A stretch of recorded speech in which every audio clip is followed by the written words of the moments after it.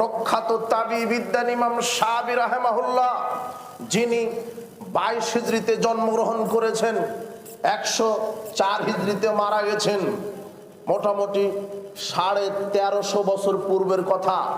1350 বছর পূর্বে ইমাম শাফি রাহিমাহুল্লাহ বলছেন, লাবিস্তাকবালতু মিন আমরি মাস্তাকবারতু মাহাদ্দাসতু ইল্লা মাজমা আলাইহি আহলুল হাদিস।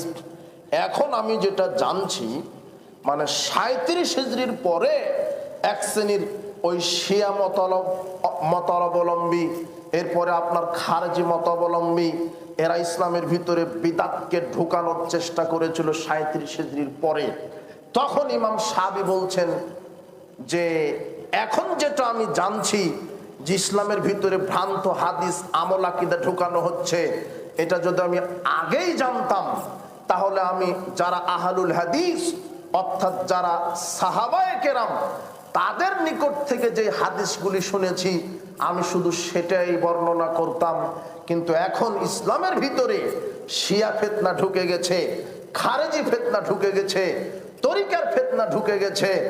একমাত্র নির্ভরযোগ্য এলেম সাহাবীদের থেকে এলেম নিতাম আর সাহাবীদের রেখে যাওয়া হাদিসকে প্রচার করতাম। আর ইমাম শাফি সাহাবীদের জামাতের নাম দিয়ে গেছে আহলুল হাদিস। কি নাম দিয়ে গেছে? এটা হলো 104 হিজরির বক্তব্য। কত হিজরির বক্তব্য? তাজকিরাতুল হুফাজ প্রথম খণ্ডের 82 পৃষ্ঠাতে এই কথা লেখা আছে।